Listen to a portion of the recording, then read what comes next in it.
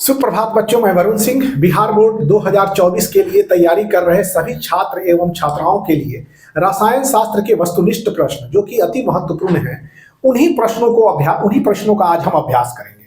तब तक आप हमारे वीडियो के अंत तक बने रहेंगे और सारे प्रश्न ही बहुत महत्वपूर्ण हैं और क्वेश्चन को आप प्रैक्टिस करें। तो बच्चों, आज जो हमारा क्वेश्चन है MCQ type question, objective type question, वो ठोस अवस्था के महत्वपूर्ण वस्तुनिष्ठ प्रश्न है। ये आपके चैप्टर 1 सॉलिड स्टेट के बहुत ही महत्वपूर्ण प्रश्न है और इन प्रश्नों को आप हल कीजिए। तो बच्चों, आज का पहला प्रश्न है ठोस अवस्था से निम्नलिखित में कौन से जोड़े में क्रमशः चतुष्फलकीय वॉइड या चतुष्फलकीय रिक्ति और अष्टफलकीय वॉइड होते हैं। मतलब किन जोड़ों, यहां पर जोड़ा में दिया गया है BCC, FCC, HCP simple cubic, HCP, CCP, BCC, HCP. तो इन दोनों जोड़ों में से किसमें क्रमशः चतुष्फलकीय वॉइड या अष्टफलकीय वॉइड होते हैं। तो इसका जो आंसर है वो है कि बीसीसी एफसीसी में नहीं, एचसीपी सीसी सिंपल क्यूबिक में नहीं, इसका ऑप्शन होगा सी, एचसीपी और सीसीपी में क्रमशः चतुष्फलकीय वॉइड और अष्टफलकीय वॉइड होते हैं। तो इसका आंसर हो गया आपका सी, एचसीपी और सीसीपी। अब दूसरा प्रश्न है सोडियम ऑक्साइड में सोडियम की कोऑर्डिनेशन या उपसहसंयोजन संख्या कितनी है। सोडियम ऑक्साइड में सोडियम की कोऑर्डिनेशन या उपसहसंयोजन संख्या कितनी है। तो बच्चों, इसका ऑप्शन है बी, 4। थर्ड प्रश्न है एक धातु का रवाकरण हेक्सागोनल क्लोज पैक संरचना में होता है तो धातु की उपसहसंयोजन या कोऑर्डिनेशन संख्या होगी। खासकर हेक्सागोनल क्लोज पैक संरचना में इसकी उपसहसंयोजन संख्या 12 होती है। ओके, जैसे कि जस्ता में हेक्सागोनल क्लोज पैकिंग होता है और उसकी उपसहसंयोजन संख्या 12 होगी। तो हेक्सागोनल क्लोज पैक के लिए कोऑर्डिनेशन नंबर, उपसहसंयोजन संख्या 12 होती है। ओके, फोर्थ क्वेश्चन इज हीरा में एक यूनिट सेल में कार्बन परमाणुओं की संख्या है। हीरा के एक यूनिट सेल में कार्बन परमाणुओं की संख्या है। तो ऑप्शन ए है 6, ऑप्शन बी है 1, ऑप्शन सी है 4, ऑप्शन डी है 8। So D option is your correct option. D option आपका सही है। फिफ्थ क्वेश्चन है बीसीसी मतलब पिंड केंद्रित जालक एकक कोष्ठिका में रिक्त स्थान है। मतलब बीसीसी एकक कोष्ठिका में कितना खाली स्थान होता है, रिक्त स्थान होता है।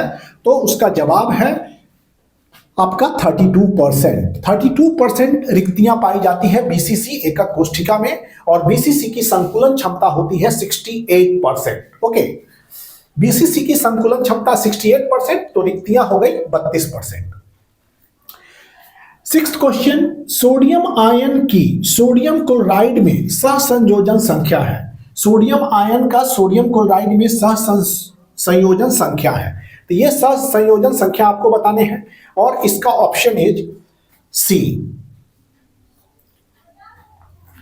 इसमें ऑप्शन ए में है 4, बी में 3, सी में 6, डी में 5। तो इसका ऑप्शन होगा सी, ऑप्शन 6। सेवेंथ क्वेश्चन है विभिन्न प्रकार के क्रिस्टलों में जालक व्यवस्था की कुल संख्या होती है। जालक व्यवस्था का कुल संख्या ए ऑप्शन है 7, बी ऑप्शन है 3, सी ऑप्शन 10, डी ऑप्शन 14। जालक व्यवस्था की कुल संख्या 14 होती है।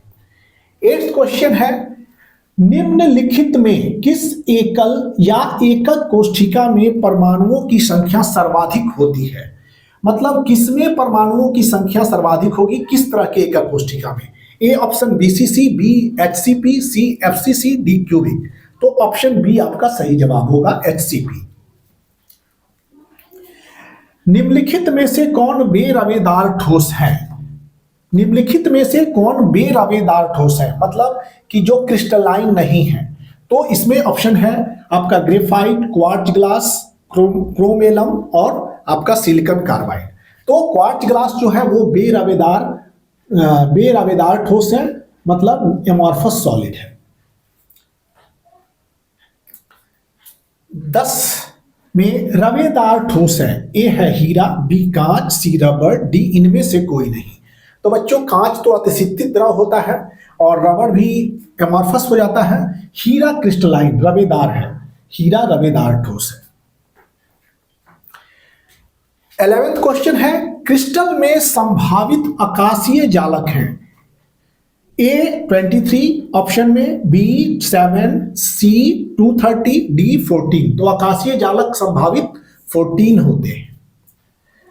12th ऑफ क्वेश्चन है आयोडीन है। ए ऑप्शन में आयनिक ठोस, बी में परमाणविक ठोस, सी में आणविक ठोस, डी में सहसंयोजक ठोस। तो गो ऑप्शन सी आणविक ठोस। आयोडीन एक आणविक ठोस युक्त यौगिक है। 13th क्वेश्चन है जब क्रिस्टल में ऋणायनिक रिक्तियों द्वारा इलेक्ट्रॉन फंसा लिए जाते हैं तो त्रुटि कहलाती है। जब क्रिस्टल में ऋणायनिक रिक्ति में जब इलेक्ट्रॉन फंस जाते हैं तो उसको एफ केंद्र कहते हैं और ये ऑप्शन डी है, उसको एफ केंद्र। ये ठोस अवस्था के वस्तुनिष्ठ प्रश्न है, अति महत्वपूर्ण है। अब हम लोग अगले प्रश्न की ओर चलेंगे। वीडियो के अंत तक बने रहिए।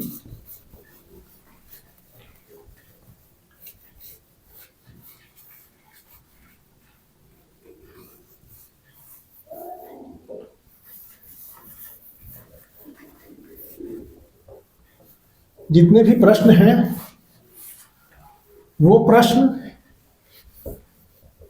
की संभावना बहुत अधिक है कि आपके एग्जाम्स में आए।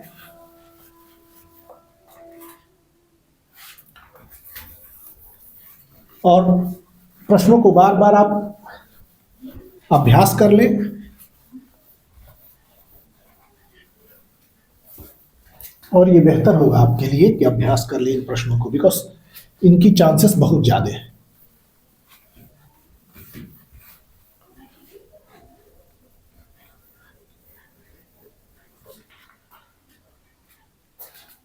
इन प्रश्नों की संभावनाएं बहुत अधिक है और आज इन प्रश्नों को आप प्रयास कर लें।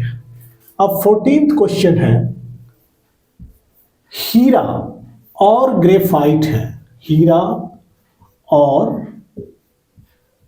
ग्रेफाइट, हीरा और ग्रेफाइट है।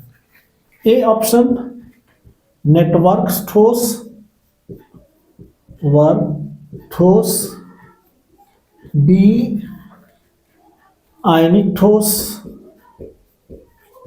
आयनिक ठोस, सी ऑप्शन है आणविक ठोस, ठोस, डी ऑप्शन है उपरोक्त सभी।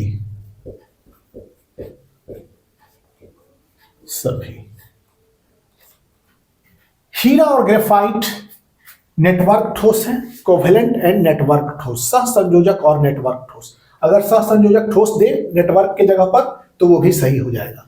तो हीरा और ग्रेफाइट जो है वो बच्चों नेटवर्क ठोस है। Okay, so A option is correct. 15th question है आपका, जब क्रिस्टल फ्रैंकल दोष किसमें होता है? फ्रैंकल दोष किसमें होता है?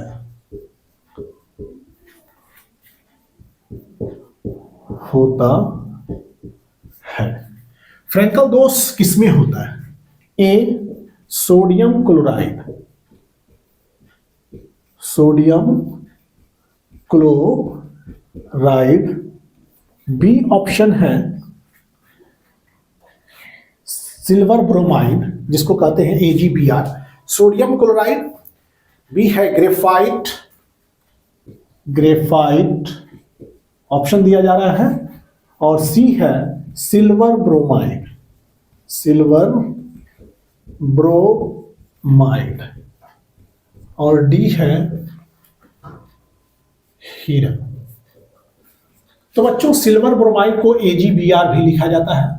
AgBr एक ऐसा सॉलिड है सिल्वर ब्रोमाइड जिसमें शॉर्टकी और फ्रैंकल दोनों प्रकार के दोष पाए जाते हैं। तो फ्रैंकल दोष सोडियम क्लोराइड में किस तरह का दोष होगा? शॉर्टकी दोष। तो सिल्वर ब्रोमाइड में शॉर्टकी और फ्रैंकल दोनों। तो बच्चों इसमें ऑप्शन जो होगा आपका सी होगा, सिल्वर ब्रोमाइड। फ्रैंकल दोष किसमें होगा? सिल्वर ब्रोमाइड में। अब 16th क्वेश्चन, इसमें क्या है कि FCC के रवा, FCC के रवा के 100 ग्राम के 100 FCC के रवा के 100 ग्राम जिसका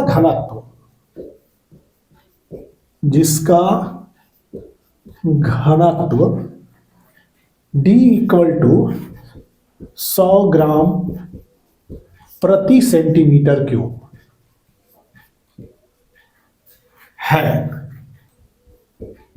और सेल एज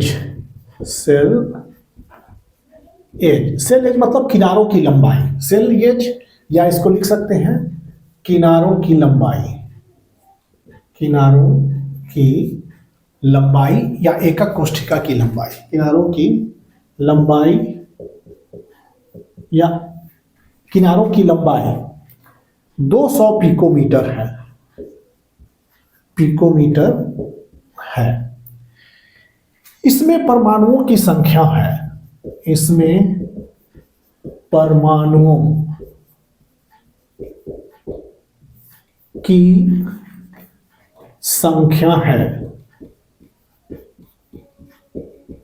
संख्या है। एक रवा है जो कि FCC में क्रिस्टलीकृत होता है, उसके 100 ग्राम जिसका घनत्व है 100 ग्राम प्रति सेंटीमीटर क्यूब और किनारों की लंबाई 200 पिकोमीटर है। इनमें परमाणुओं की संख्या क्या होगी? Option A is 3 into 10 to the power 25, B option is 5 into 10 to the power 24, C option is 10 into 10 to the power 25, D option is 2 into 10 to the power 25। So बच्चों इसको याद कर लेंगे कि 3 into 10 to the power 25। Okay. 17th question, उष्मा और विद्युत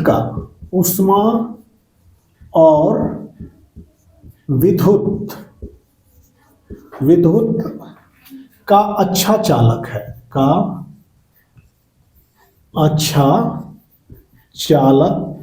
है।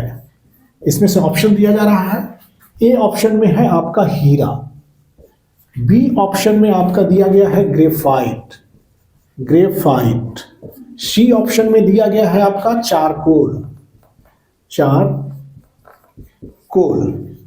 और डी ऑप्शन में दिया गया है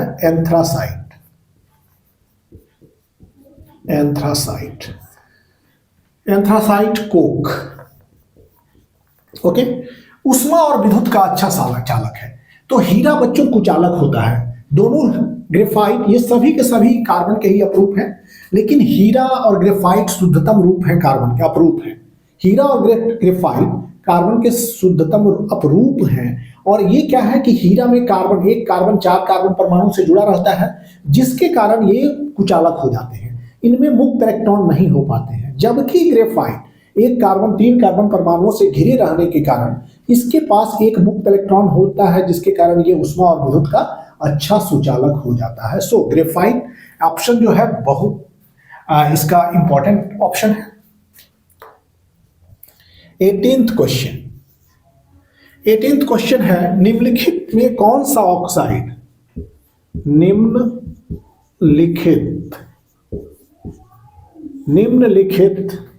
में कौन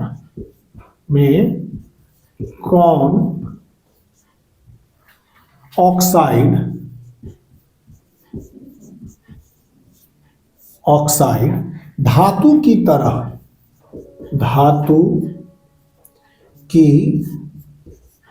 तरह विद्युतीय गुण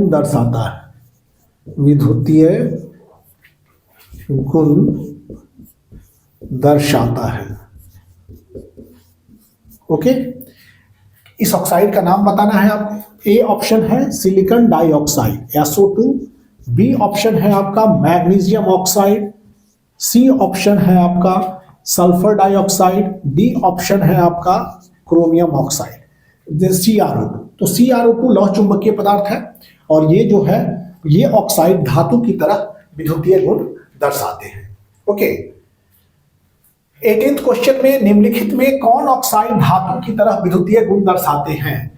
तो उनके लिए ऑप्शन है silicon dioxide, magnesium dioxide, sulphur dioxide, CrO2। तो क्रोमियम ऑक्साइड जो है this CrO2 is option. 19th question है शॉर्टकी दोष पाया जाता है। शॉर्टकी दोष पाया जाता है। शॉर्टकी दोष किसको बोलते हैं? जब बराबर मात्रा में धनायन या धनायन और ऋणायन किसी क्रिस्टल जालक से गायब हो जाते हैं तो ऐसे दोष को हम लोग शॉर्टकी दोष कहते हैं। ये मुख्यतः क्षार धातु सोडियम, पोटेशियम, रुबिडियम, सीजियम के हाइलाइट्स में पाए जाते हैं। तो शॉर्टकी दोष पाया जाता है। ए ऑप्शन आपका दिया गया है सोडियम क्लोराइड, सोडियम के क्लोराइड। बी ऑप्शन पोटेशियम के क्लोराइड। सी ऑप्शन सीजियम के क्लोराइड एंड डी ऑप्शन सभी में। तो बच्चों वर्ग एक के तत्व हैं सोडियम, पोटेशियम और सीजियम, रुबिडियम भी है। तो वर्ग एक के सभी तत्व जो होते हैं उनमें जो है शॉर्टकी दोष पाया जाएगा। तो सो ऑप्शन ये सभी में शॉर्टकी दोष पाए जाते हैं। ओके, अब 20th क्वेश्चन में हम लोग चलेंगे। 19th क्वेश्चन ये है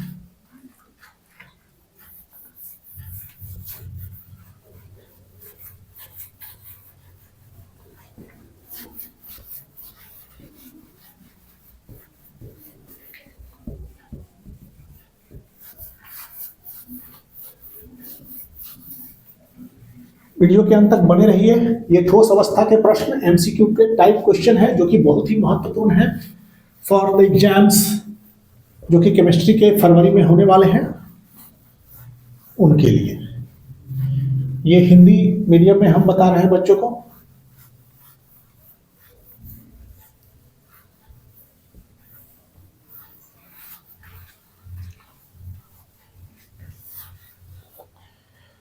अब प्रश्न है 20।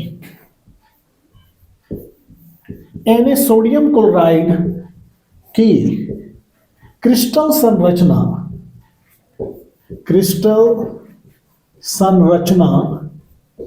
होती है। सोडियम क्लोराइड की क्रिस्टल संरचना होती है। ए इज पिंड केंद्रित,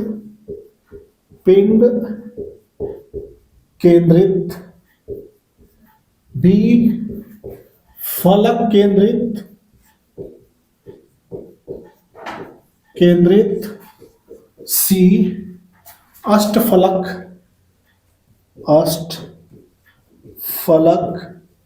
एंड डी इज वर्ग समतल, वर्गीय। तो बच्चों NaCl जो होता है, सोडियम क्षार धातु जो होते हैं खुद में BCC होते हैं, लेकिन इनके हाइलाइट जो हो जाते हैं वो आपके फलक केंद्रित हो जाते हैं। तो NaCl की क्रिस्टल संरचना होती है फलक केंद्रित या FCC, फेस सेंटर्ड क्यूबिक। उसी तरह से KCl भी फेस सेंटर्ड हो जाएगा, RbCl भी फेस सेंटर्ड हो जाएगा। क्षार धातु के सारे हाइलाइट्स फलक केंद्रित संरचना में संकुलित होते हैं। 20th question 21। सरल घनीय जालक की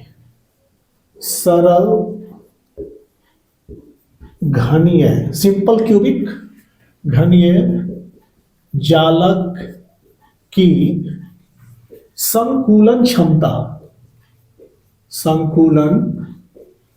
क्षमता होती है। सरल घनीय जालक की A option is 52%, B option is 68%, C option is 72%, D option is 74%। Okay, तो सरल घनीय जालक की संकुलन क्षमता होती है 52%।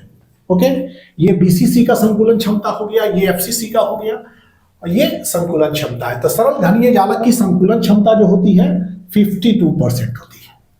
This is 21।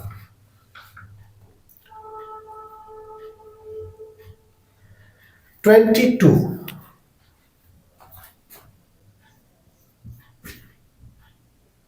घनाकार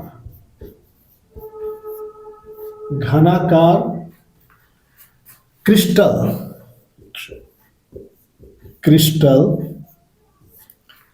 घनाकार क्रिस्टल में ब्रेविस जालक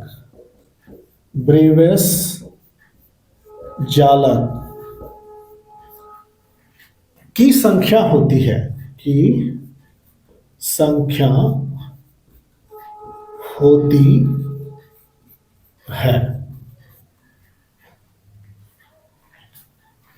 A1, B3, C4, D14।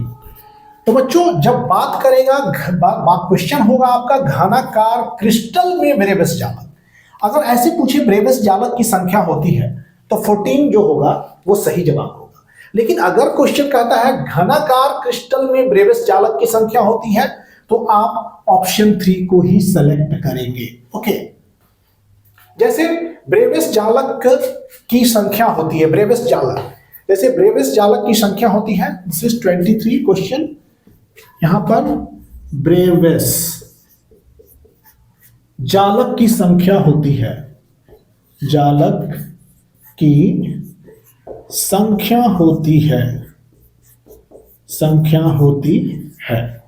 Brevis जालक की संख्या होती है A1, B3, C4, D14। तो यहां पर आप 14 सही जवाब हो जाएगा आपका।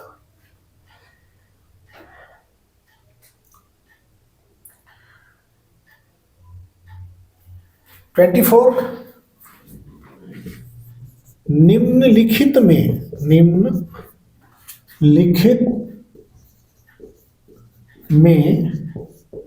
कौन आयनिक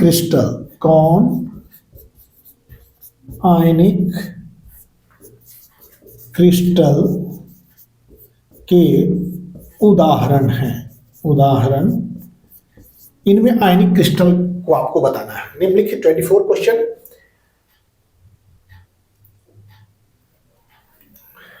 A option is sodium sulphate, B option is graphite, C option is carbon,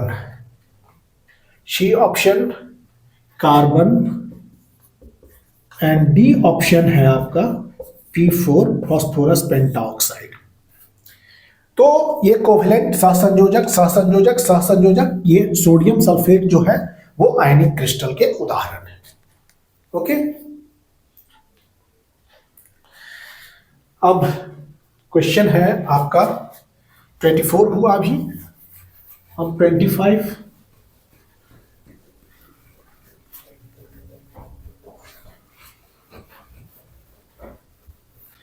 video के अंत तक बने रहिए एग्जाम्स तक।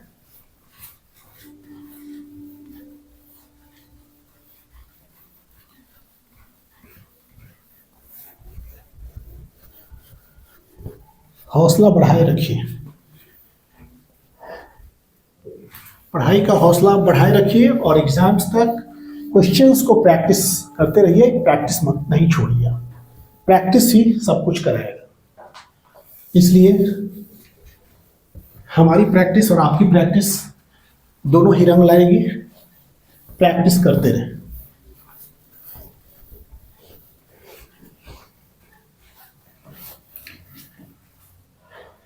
अब क्वेश्चन है बच्चों,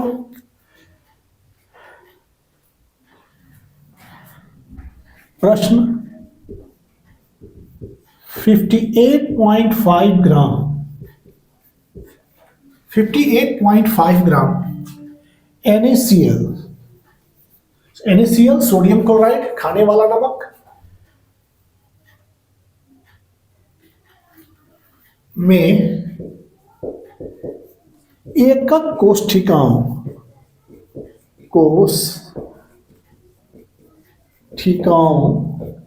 की संख्या लगभग होगी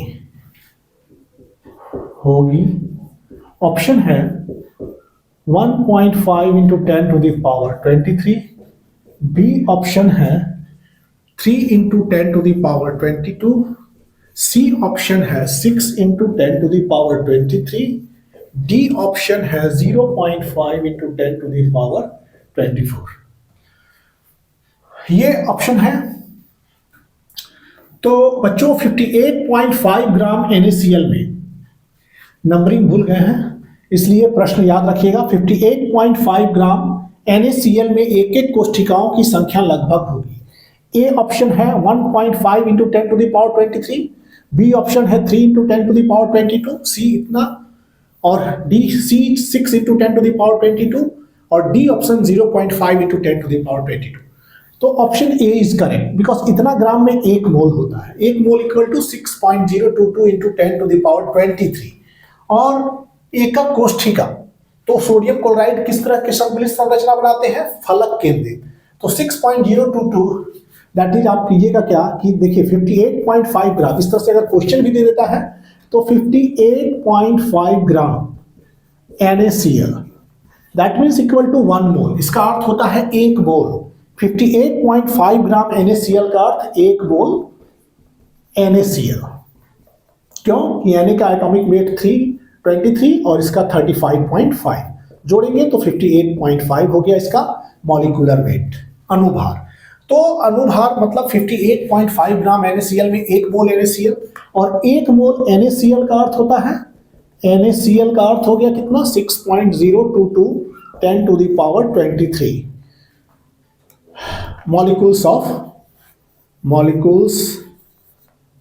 23 अणु हो गए NaCl के, दैट इज इतने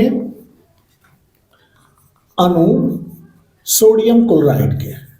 तो सोडियम क्लोराइड जो होते हैं वो खुद फलक केंद्रित एकक कोष्ठिका में संकुलित होते हैं। तो सोडियम क्लोराइड, तो एक फलक केंद्रित एकक कोष्ठिका को निर्माण करने के लिए 4 एटम्स होते हैं। चूंकि फेस सेंटर्ड फलक केंद्रित में क्या होता है कि कोना के अलावा परमाणु फलक पर भी मौजूद होते हैं। ये कोनों के अलावा परमाणु कहां पर मौजूद होंगे? फलक पर भी, ईच फेस पर, ओके, प्रत्येक फेस पर।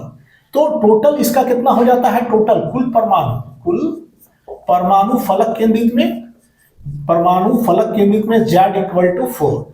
तो क्या करेंगे? इसमें 4 से डिवाइड कर देंगे। 4 से डिवाइड करेंगे तो लगभग 1.5 into 10 to the power 23 answer आ जाएगा। डिवाइड दिस नंबर बाय 4, क्योंकि एक फलक केंद्रित बनाने में 4 एटम्स लगते हैं। तो टोटल एटम्स NaCl के मॉलिक्यूल्स कितने हैं उसको 4 से डिवाइड कर देंगे, आप उसको आंसर मिल जाएगा आपका। ओके, अब अगले प्रश्न में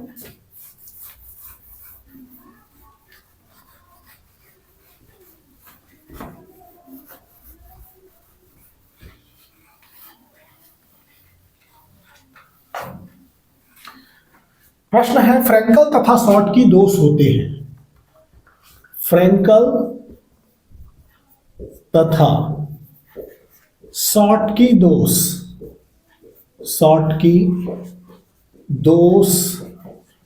होते हैं। फ्रैंकल और शॉर्टकी दोष होते हैं। ए ऑप्शन है नाभिकीय दोष, बी ऑप्शन है आपका परमाणविक दोष, सी ऑप्शन है आपका क्रिस्टल दोष, ओके, एंड डी ऑप्शन है अणु दोष। तो बच्चों ध्यानपूर्वक, ये परमाणु एटॉमिक डिफेक्ट है, ये परमाणु दोष है, परमाणविक दोष है। प्रश्न है BCC तथा FCC, BCC पिंड केंद्रित एकक कोष्ठिका तथा FCC फलक केंद्रित एकक कोष्ठिका की संकुलन क्षमता होगी, की संकुलन क्षमता है। तो ए ऑप्शन आप दे रहे हैं हमको आपको 68% एंड और 72%। बी ऑप्शन आपको दिया जा रहा है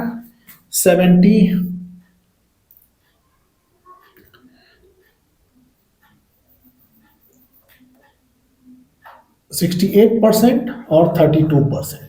बी ऑप्शन 68% और 74%। सी ऑप्शन है आपका 52% और 48%। डी ऑप्शन है उपरोक्त कोई नहीं, कोई नहीं। तो बच्चों इसमें क्या है, बीसीसी और एफसीसी की संकुलन क्षमता। तो बीसीसी का संकुलन क्षमता होता है 68% और फलक केंद्रित एकक कोष्टिका की संकुलन क्षमता 74%। तो B option is your correct option. B option आपका सही होगा। अब प्रश्न, क्रिस्टल के घनत्व का सूत्र होगा। क्रिस्टल के घनत्व, क्रिस्टल के घनत्व का सूत्र होगा, का सूत्र होगा। तो ए ऑप्शन है Z into X into A cube into 6। B option है Z into M A cube into Avogadro number. C option है Avogadro number into Z upon M into A cube. D option है Z into A cube by N A into M. So देखिए बच्चों, crystal के घनत्व का सूत्र ये याद रखेंगे कि क्रिस्टल के घनत्व का सूत्र ये ऑप्शन बी सही होगा। क्योंकि क्रिस्टल का घनत्व जो होता है वो हो जाता है क्रिस्टल के घनत्व का सूत्र। तो क्रिस्टल के घनत्व का सूत्र Z into M, edge length का क्यूब है ये, एंड एवोगैड्रो नंबर। तो बच्चों Na is equal to Avogadro number. Z होता है परमाणु की संख्या, मतलब Z अगर बीसीसी होगा क्रिस्टल तो 2 हो लिखेंगे। Z अगर फलक केंद्रित होता है, Z अगर फलक केंद्रित होते हैं, Z एफसीसी होता है तो वो 4 लेंगे। Z सिंपल क्यूबिक होगा तो कितने लेंगे? Z सिंपल क्यूबिक के लिए अगर लेंगे, सिंपल क्यूबिक सरल घनीय के लिए 1 लेते हैं। तो इस बात को ध्यान रखेंगे कि Z का वैल्यू अगर पिंड केंद्रित के लिए घनत्व पूछ रहा है तो यहां पर ये हो जाएगा पिंड केंद्रित है।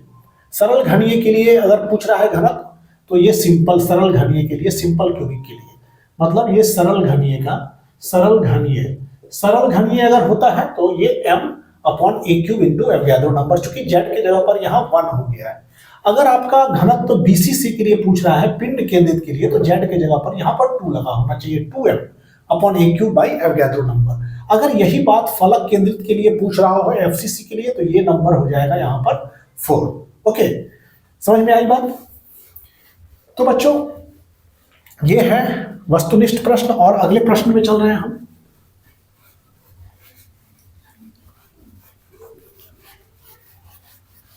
ज्यादा से ज्यादा प्रश्नों की प्रैक्टिस हो जाए।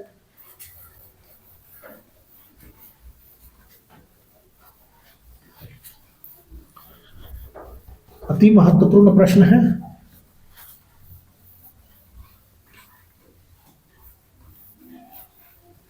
जितने प्रश्न आप बनाएंगे उतना ही आपकी प्रैक्टिस मजबूत होगी।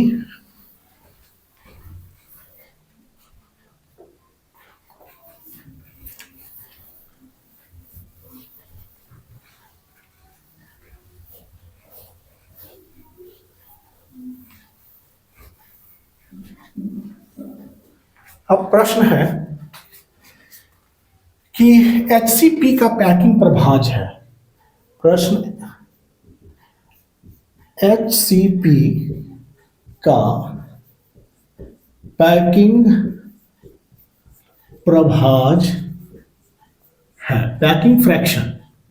HCP का पैकिंग प्रभाज है A 0.68, B is 0.74, सी है आपका 0.54, डी ऑप्शन है आपका 0.502। तो बच्चों याद रखेंगे हेक्सागोनल क्लोज पैक षटकोणीय निविड संकुलन का पैकिंग प्रभाव जो है 0.74। सबसे ज्यादा कोऑर्डिनेशन भी पूछे तो इसी का आप टिक लगाएंगे। अब क्वेश्चन है, प्रश्न यहां है Ni 0.98 ऑक्सीजन दिस में Ni2 प्लस की प्रतिशत मात्रा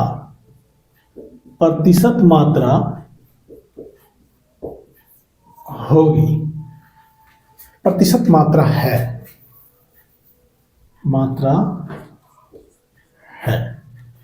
ए है 86, बी है आपके 16%, 86%, C is 96% and D is 4%।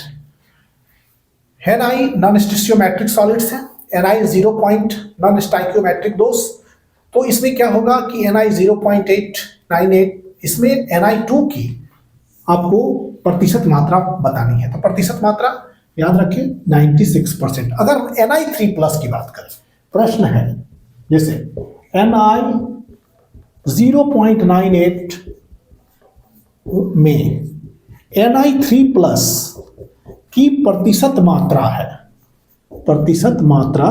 है, तो ए ऑप्शन उसी तरह से है 86%, बी ऑप्शन है आपका 16%, C option 96% and D option is your 4%। So answer this Ni3 plus की अगर प्रतिशत मात्रा हुई तो। अब नेक्स्ट क्वेश्चन इज, प्रश्न कांच होता है,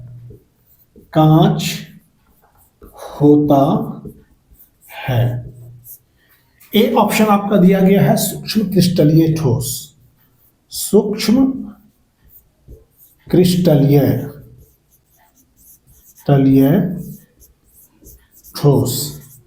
बी ऑप्शन है आपका अति शीततित द्रव,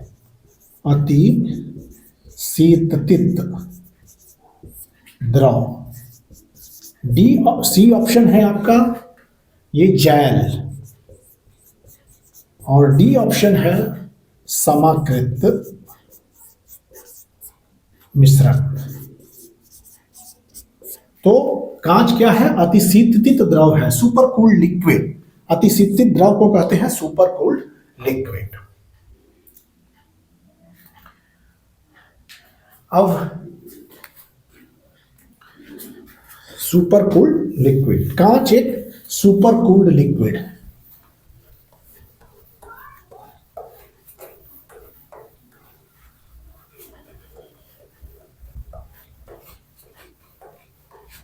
अतिशीतित द्रव है कांच।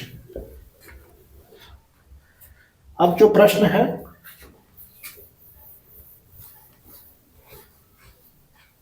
वस्तुनिष्ठ प्रश्न 35 का आपको जवाब देना होता है। प्रश्न है निम्न में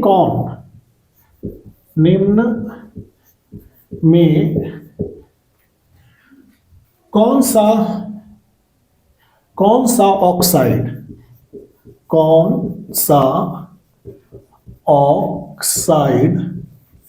लौह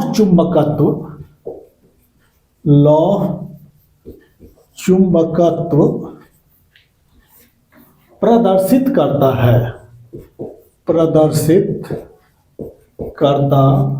है। क्वेश्चन ए ऑप्शन है आपका CrO2, बी है मैग्नीज डाइऑक्साइड, सी है Fe3O4, डी है V2O5। लौह चुंबकीय पदार्थ, लौह चुंबकत्व वाले गुण जो है वो CrO2 शो करेगा। तो बच्चों लौह चुंबकत्व, फेरोमैग्नेटिक, तो लौह चुंबकत्व के लिए याद रखिएगा लौह चुंबकत्व, मतलब निकल, कोबाल्ट, आयरन, CrO2 और ग्लैडोनियम, ये जो भी पदार्थ हैं ये लौह चुंबकत्व प्रदर्शित करते हैं।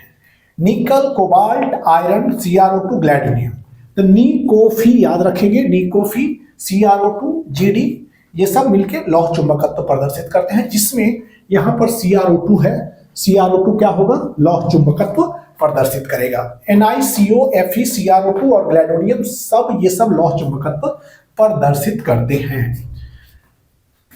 प्रश्न, जैसे कि प्रश्न एक है आपके पास, निम्नलिखित, निम्न में कौन, ऐसे भी फेरोमैग्नेटिक को बोलते हैं लौह चुंबकत्व,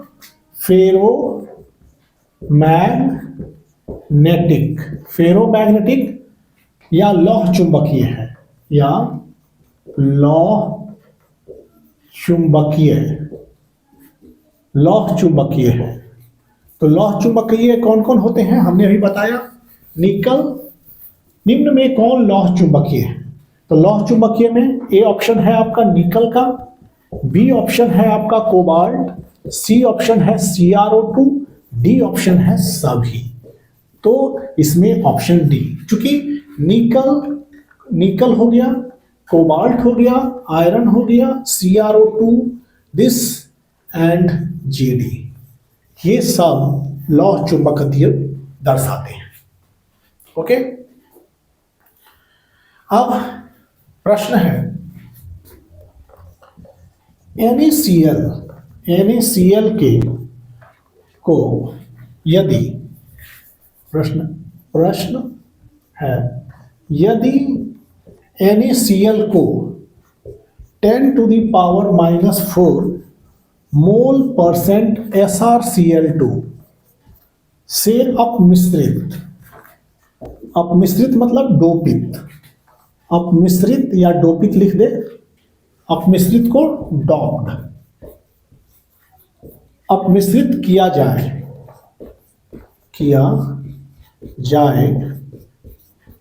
तो धनायन रिक्तियों की सांद्रता होगी, धनायन रिक्तियों की सांद्रता होगी।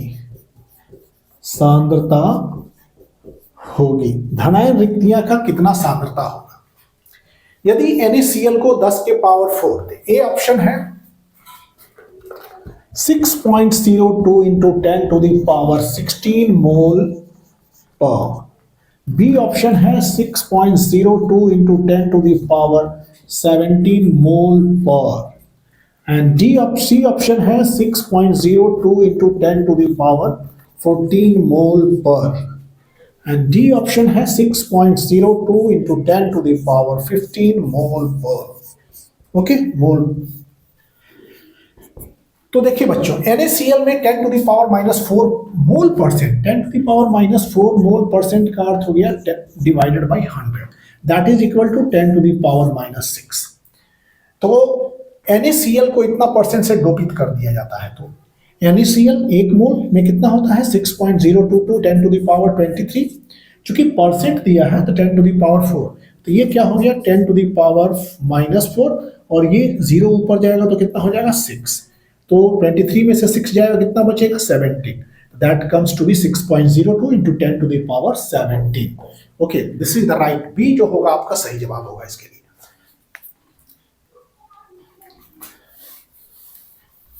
ओके,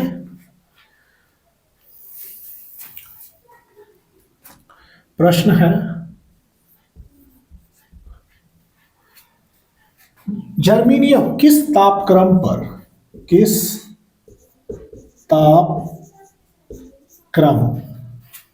पर फेरी चुंबकीय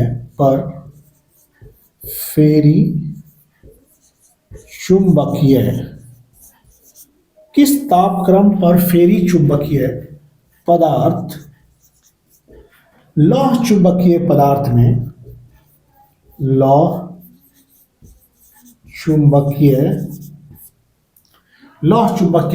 में परिवर्तित हो जाता है, पदार्थ में परिवर्तित वर्तित हो जाता है, किस तापक्रम पर परिवर्तित हो जाते हैं? तो ए है आपका तापक्रम 300 केल्विन, बी है आपका 400 केल्विन, सी है आपका 600 केल्विन और डी है आपका 850 केल्विन। ओके, तो किस तापक्रम पर फेरी चुंबकीय पदार्थ लौह चुंबकीय पदार्थ में परिवर्तित हो जाता है? तो ऑप्शन 850 केल्विन पर। फेरी चुंबकीय में जैसे कि Fe3O4, ये Fe3O4 क्या है? फेरी चुंबकीय पदार्थ है। जब ऑक्सीजन जहां 4 लगा हुआ देख लीजिए तो समझिए फेरी चुंबकीय पदार्थ है। मैग्नीज के जहां ऑक्साइड्स हो MnO, Mn2O7, ये सब प्रति लौह चुंबकीय पदार्थ होंगे। मैग्नीज के ऑक्साइड्स वाले ज्यादातर प्रति लौह चुंबकीय पदार्थ वाले होंगे, ये ध्यान में रखेंगे। ओके, ये क्वेश्चन था। अब लास्ट क्वेश्चन की तरफ।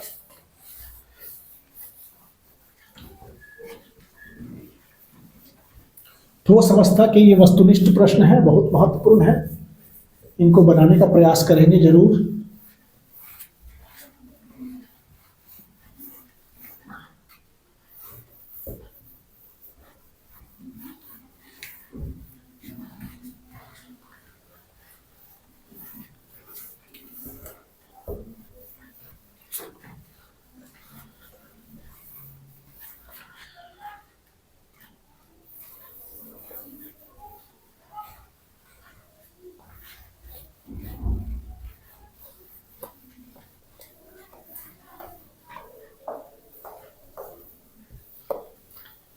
अब जो प्रश्न है,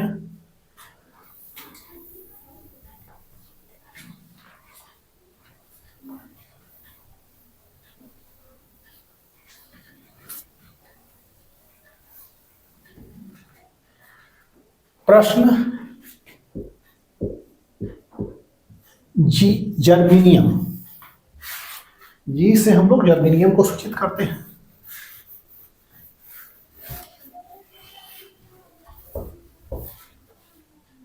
जर्मेनियम धातु, जर्मेनियम धातु को थोड़े से इंडियम से, इस आयन से इंडियम होता है, इंडियम से डोपित किया जाता है, डोपित किया, थोड़े से इंडियम से डोपित किया करने पर, डोपित करने पर, करने जी धातु को थोड़े से इंडियम से डोपित करने पर हमें प्राप्त होता है, हमें प्राप्त होता है, ये ऑप्शन है N प्रकार के अर्धचालक, N प्रकार के अर्धचालक। बी ऑप्शन है P प्रकार के अर्धचालक,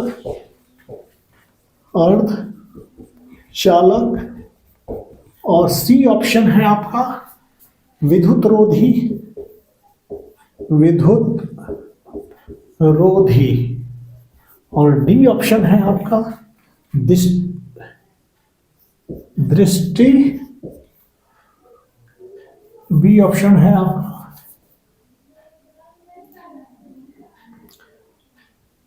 इम्प्योरिटी,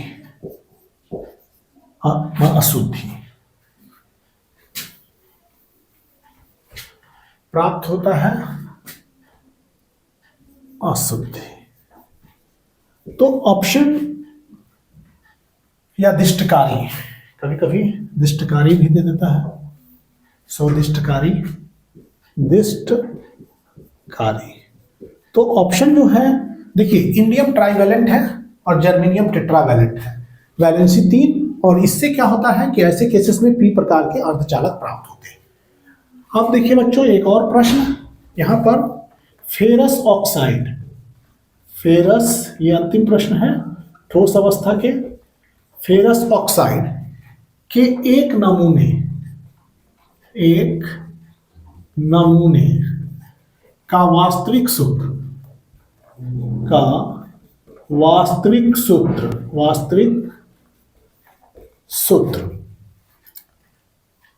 FeO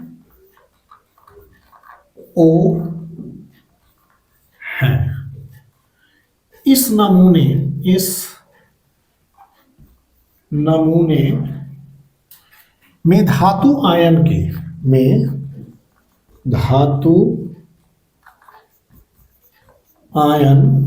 इस नमूने में धातु आयन के Fe2+ आयनों का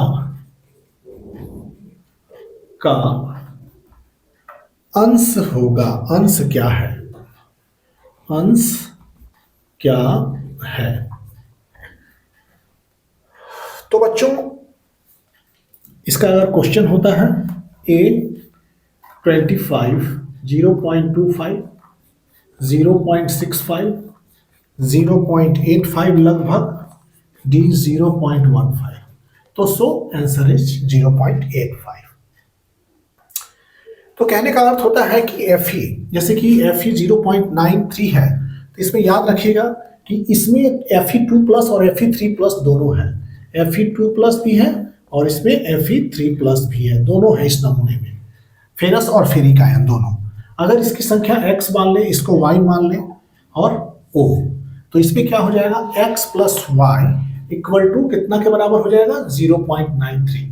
तो x + y equal to 0.93। Okay, तो अब यहां पर 2 × x चार्ज के बारे में अब नोटिस कीजिए। चार्ज कितना हो जाएगा, 2x + 3y is equal to oxygen पर टोटल नेगेटिव चार्ज 2 के बराबर हो जाएगा। ओके, तो इसको अगर 2 से डिवाइड कर देते हैं इस सब को, तो ये कितना हो जाएगा, x + 3y2y equal to 1। Okay, अब ये आपका समीकरण 1 मान लीजिए, इस समीकरण को 2 मान लीजिए। अब 2 को 1 से घटाने पर सब्सट्रैक्टिंग 2 - 1, मतलब 2 में क्या कीजिए, -1 कर दीजिए। तो 2 क्या हुआ, x - x + 3/2y equal to 1। इसमें से 1 को माइनस कर रहे हैं, x + y बराबर 0.93, इसको माइनस किया हमने। ओके, तो ये कट गया, तो 3 - 2y में से y जाएगा तो बचेगा आपका y/2 इक्वल टू 1 माइनस कितना हो गया आपका, 0.93, तो ये बचेगा 0.07। y/2 कितना बच गया, 0.07, और y इज इक्वल टू कितना हो जाएगा, 0.14। y का वैल्यू निकल गया, y का वैल्यू 0.14। तो हमने ये y का वैल्यू इसमें पुट कीजिए आप, x + y कितना रखा है आपने, 0.93, तो x और y का वैल्यू कितना है, you should know here, that is आपको 0.14 है, 0.93। x का वैल्यू कितना हो जाएगा, 0.93 - 0.14, आपको कितना आएगा इस पे घटाने के बाद, ये आएगा 0.79 इतना। तो यहां पूछ रहा है कि Fe2+ आयन का अंश क्या है। तो अंश डिटरमाइन करने के लिए टोटल कितना है, 0.93 है। 0.93 में x मतलब ये 0.79 है, पूरा में ये 0.79 है, तो इसका प्रतिशत कितना हो जाएगा, Fe2+ आयन का प्रतिशत बराबर आपका जो आया आपका x का वैल्यू, इसका वैल्यू, तो ये 0.79 अब बाई 0.93 × 100 कर दीजिए, तो आपको क्या मिलेगा आपको करने पर 0.849, इसको डिवाइड करेंगे तो इतना आएगा, इंटू 100 कर दीजिए, दैट इज 84.9%। और अंश जो है लगभग 85 के लिए, इसलिए यहाँ पर इतना लिखिए, या 80% है पूछेगा तो 85%, या अंश पूछा तो 0.85। तो बच्चों ठोस अवस्था के बहुत ही महत्वपूर्ण प्रश्नों का आज यहाँ खत्म कर रहे हैं हम, और अगले फिर हम चैप्टर वाइज प्रैक्टिस करा देंगे। अगले चैप्टर विलयन और विद्युत रसायन से कुछ प्रश्नों को हम सॉल्व कराएंगे, सब चैप्टर वाइज आपको कराते जाएंगे। तब तक आप सबको वीडियो देखने के लिए धन्यवाद, और लाइक कीजिए, शेयर कीजिए, चैनल को सब्सक्राइब कीजिए। थैंक यू, धन्यवाद।